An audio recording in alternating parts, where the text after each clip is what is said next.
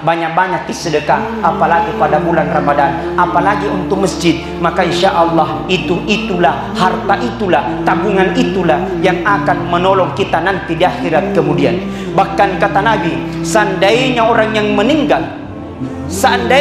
meninggal, dia ingin kembali dihidupkan ke dunia, satu permintaannya kata Rasulullah, apa itu? Dia ingin kembali untuk bersedekah. Melo li supaya sedekah magai paparakana pasedekah. Jikalau sempit kuburan, maka Allah akan memperluas kuburan itu, berkahnya orang yang pernah sedekah. Jikalau ada api kuburan, berkahnya sedekah akan menjadi air dan mendinginkan api kuburan.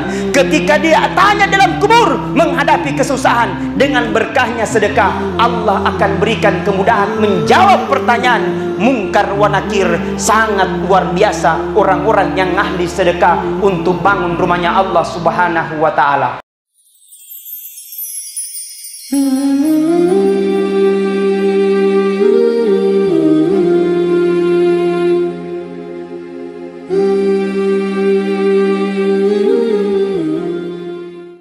Kepada seluruh para hadirin sidang jamaah tarwih yang sama-sama dirahmati dan dimuliakan oleh Allah, mudah-mudahan insya Allah kita terus berjuang, terus kita berjihad untuk menjalankan perintah Allah, dari godaan-godaan syaitan yang terkutuk, dari godaan-godaan nafsu yang bisa menjerumuskan kita sehingga puasa kita ini akan kehilangan pahala.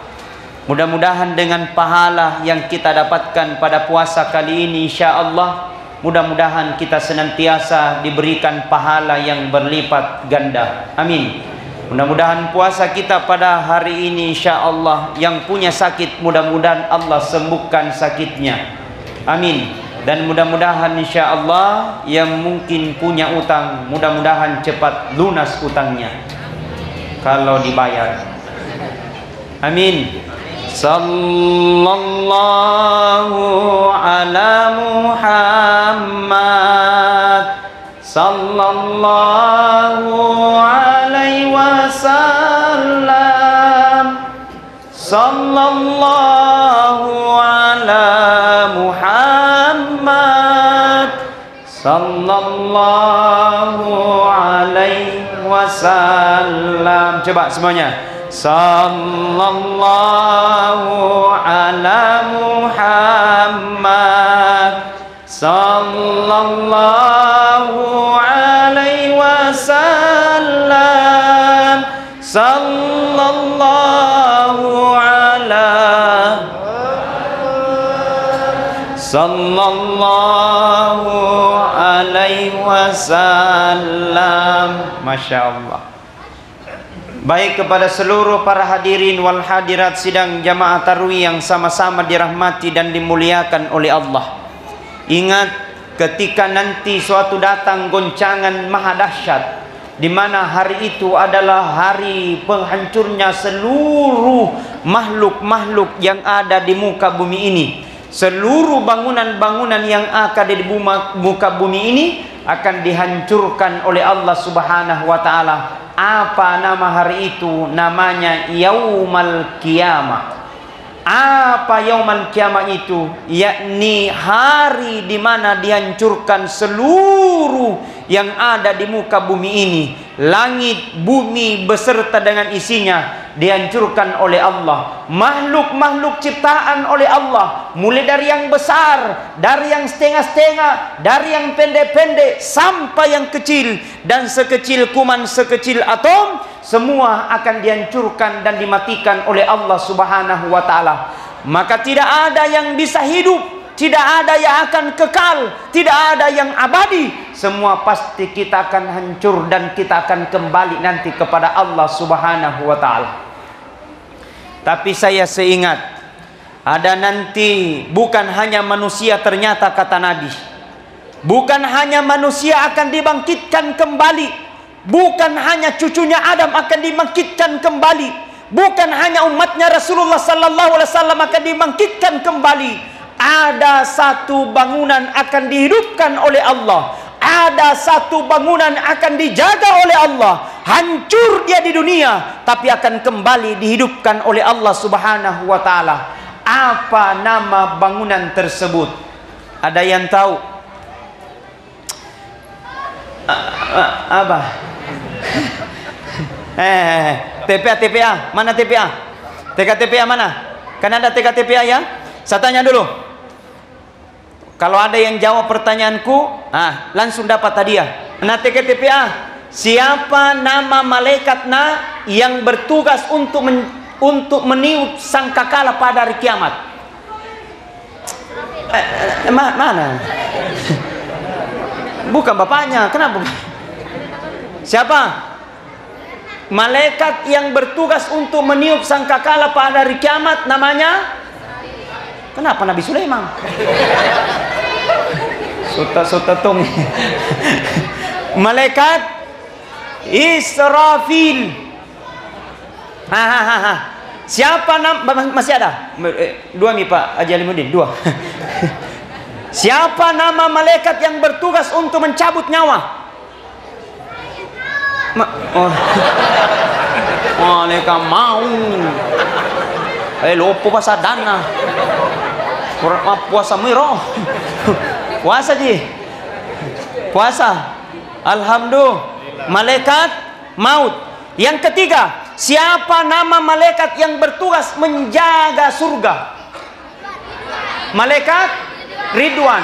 Kalau malaikat yang bertugas menjaga neraka? Malaikat Malik. Siapa nama malaikat yang mengantar wahyu Allah Subhanahu wa taala? Malaikat Jibril. Baik, bangunan tersebut tidak ada yang lain adalah masjidnya Allah yang ada di muka bumi ini. Dihidupkan kembali, dipatuo kembali, dihidupkan kembali.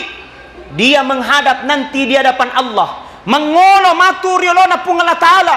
Dia minta kepada Allah kebijaksanaan. Dia berkata, ya Allah, saya ini masjid Nurul Mujahidin. Ini ditepu Pak Yayan Rota. Ini tempat tak. Saya ini adalah masjid Nurul Mujahidin ya Allah. Asalmu dari mana? Pasar Wamanggu. Di mana itu? Kabupaten Merauke. Di mana? Di Provinsi Papua. Cocok nih. Berkata nanti di Pak Masjid Nurul Mujahidin, ternyata itu masjid-masjid yang kita bangun Pak akan dibangkitkan kembali di hadapan Allah Subhanahu wa taala. Kemarin waktu Rukyatul Hilal, saya sempat berdiskusi dengan Ketua Majelis Ulama Kabupaten Merauke bahwa masjid yang ada di Kabupaten Merauke, khususnya di kota ini, Ustadz, kurang lebih 100 lebih masjid. Oh begitu? Iya. Masih sedikit bilang itu untuk di kota Merauke, tapi untuk keseluruhan Ustadz, insya Allah kurang lebih 400 masjid. Bangganya Pak Ketua mengatakan 400 masjid. Dalam hatiku di Kabupaten Bulukumba 1600 masjid tidak boroja. Santai bro. Termasuk masjid ini Pak. Ternyata Masjid Nurul Mujahidin berkata nanti di hadapan Allah, ya Allah, saya tidak akan masuk ke dalam surgamu ya Allah sebelum saya akan memberikan 3 golongan ya Allah. Saya akan berikan tolongan ya Allah. Masjid Nurul Mujahidin ini akan berlipat 1000 kali lipat besarnya hari ini. Akan menghadap nanti di depan Allah. Dan tidak akan masuk Masjid Nurul Mujahidin sebelum dia berikan 3 pertolongan kepada 3 golongan manusia. Ada yang tahu apa golongan itu? Ada yang tahu? Mau saya kasih tahu? Mau saya kasih tahu? Cius. Berkata nanti, ya Allah, saya ini Masjid Nurul Mujahidin ya Allah, saya tidak akan masuk ke dalam surgamu ya Allah sebelum orang yang pernah urus saya ya Allah, pura menjadi pengurus masjid, dia pernah urus saya ya Allah, silakan ya masukkan ke dalam masjid ini. Saya tidak akan masuk ke dalam surgamu sebelum orang yang pernah urus saya kemudian masuk di hadapan, masuk ke dalam surganya Allah Subhanahu wa taala. Alhamdulillah. Maka siapa yang termarus mengurus masjid? Yang pertama ketua. Oh, Haji Ali Syabana, selamat kobos. Mana maki? Haji mengurus masjid Pak, tidak semudah yang kita bayangkan. Banyak ujiannya. Satu ji mau mengatur yang di luar di sana banyak sekali cerita di luar. Kenapa begitu? Kenapa begini? Kenapa itu na hijau? Kau paling kasih kuning. Mana cek nama siji Pak? Semua eje-eje. Kenapa begitu? Kenapa begini? Kenapa itu Pak Katoba begitu? Iko paling Makatoba. Jangan. Banyak sekali Pak. Tidak semudah kita bayangkan. Masjid Nurul Mujahidin, alhamdulillah Pak, sangat luar biasa. Terjaga dengan baik. AC-nya 1, 2, 3, 4. Banyak. Baik. Sudah bagus Pak. Dijamin oleh Allah Subhanahu wa taala kipas anginnya. Banyak juga. Di atas. Bagaimana Bu di atas? Panas. Ini bocoran. Mapelah gara di hasil. Jadi mana mengerti Pak Ketua. Tapi tidak apa-apa. Penting panas tapi hatinya adem. Betul? Betul Bu? Nah, itu alasan supaya kita tenang. Alhamdulillah.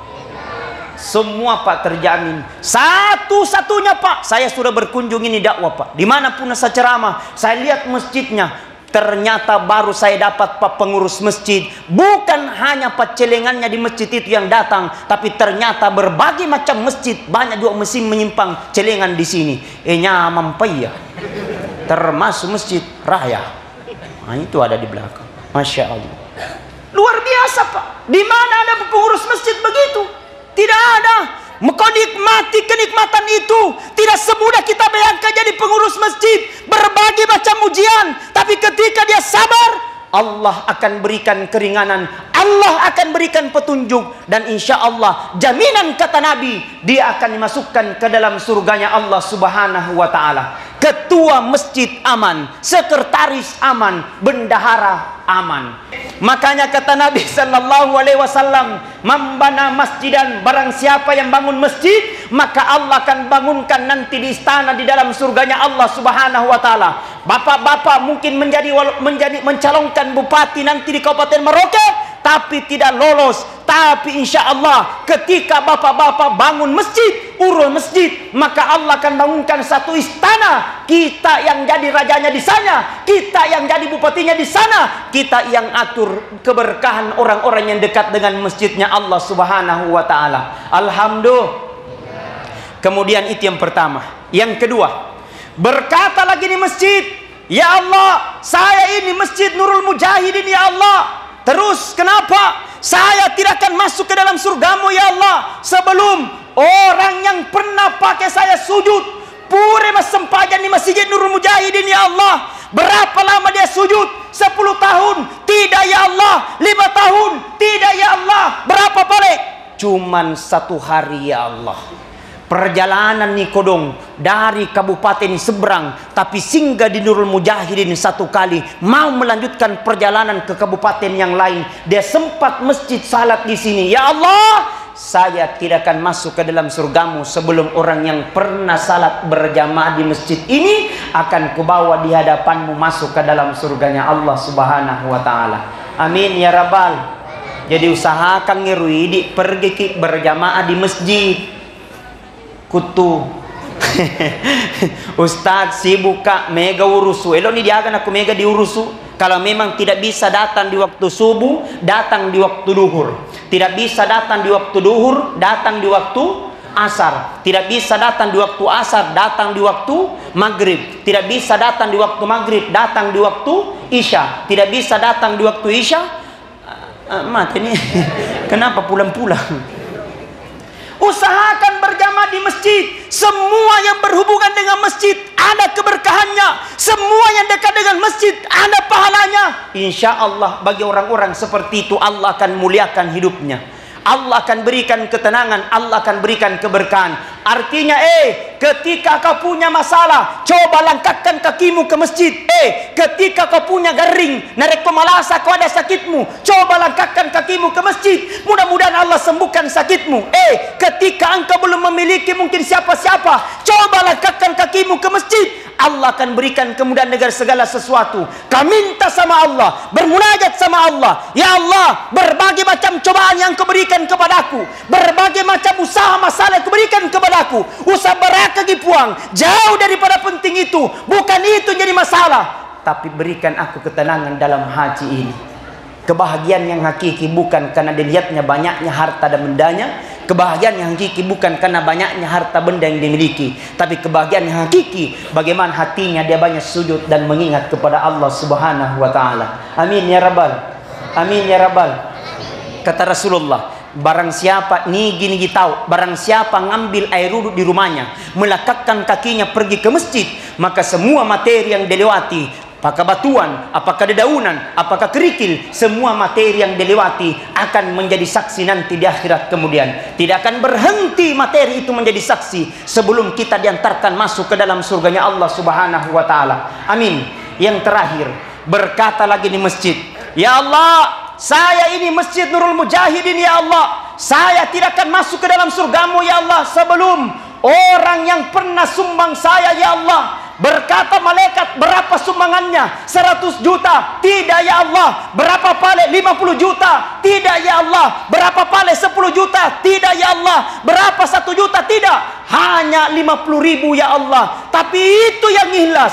Dengan 50 ribu itu dia ikhlas, maka saya tidak akan masuk ke dalam surgamu sebelum orang yang pernah sumbang saya. Biar 50 ribu ku masukkan di tempat ini, kemudian ku hadapkan nanti masuk ke dalam surganya Allah Subhanahu wa taala. Amin.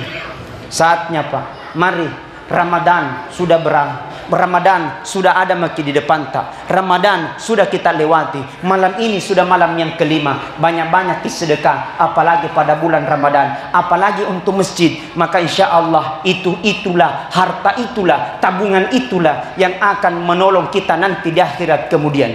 Bahkan kata Nabi, seandainya orang yang meninggal, dia ingin kembali dihidupkan ke dunia, satu permintaannya kata Rasulullah, apa itu? Dia ingin kembali untuk bersedekah. Melo li supaya sedekah magai pak barakana pas sedekah. Jikalau sempit kuburan, maka Allah akan memperluas kuburan itu, berkahnya orang yang pernah sedekah. Jikalau ada api kuburan, berkahnya sedekah akan menjadi air dan mendinginkan api kuburan. Ketika dia tanya dalam kubur menghadapi kesusahan, dengan berkahnya sedekah Allah akan berikan kemudahan menjawab pertanyaan mungkar wa nakir. Sangat luar biasa orang-orang yang ahli sedekah untuk bangun rumahnya Allah Subhanahu wa taala. Amin ya rabbal.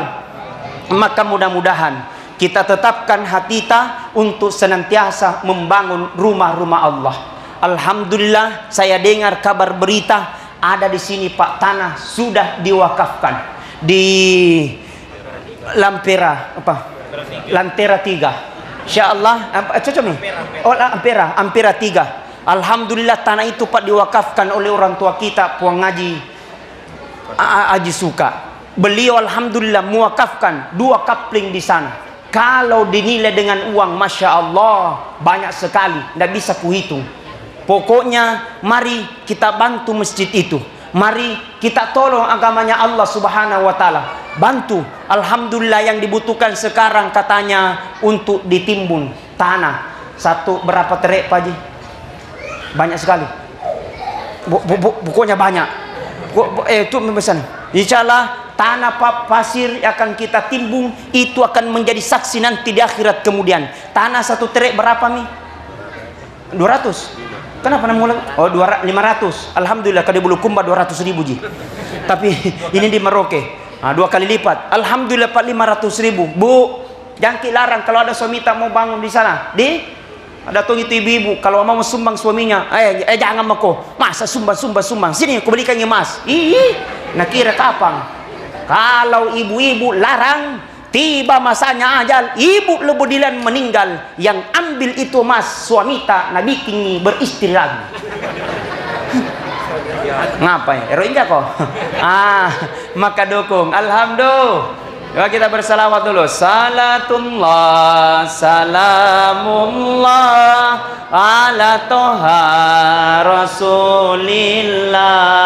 Salatullah, salamullah ala yasin qadibillah. Tawassalna bismillah wa bil hadi rasulillah wa kulli mujahidin lillah bi ahlil badri ya Allah, kata Nabi, seluruh masjid-masjid yang ada di dunia akan kembali dibangkitkan dan akan berlipat-lipat kali besar dibandingkan masjid ukuran pada hari ini. Dan insya Allah akan memberikan pertolongan 3 syafaat. Yang pertama yang pernah mengurus, yang kedua yang pernah salat di masjid itu, yang ketiga yang pernah bersedekah di masjid itu. Maka insya Allah mari kita luruskan niat, mari kita luruskan i'tikad untuk senantiasa membangun pembangunan rumah-rumah Allah. Mudah-mudahan insya Allah apa yang kita bangun ini akan menjadi amal jariah nanti di akhirat kemudian.